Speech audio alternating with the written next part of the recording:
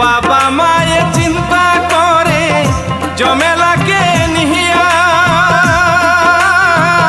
এমন অবুঝ মেয়ে তাহারে কে করিবে বিয়া।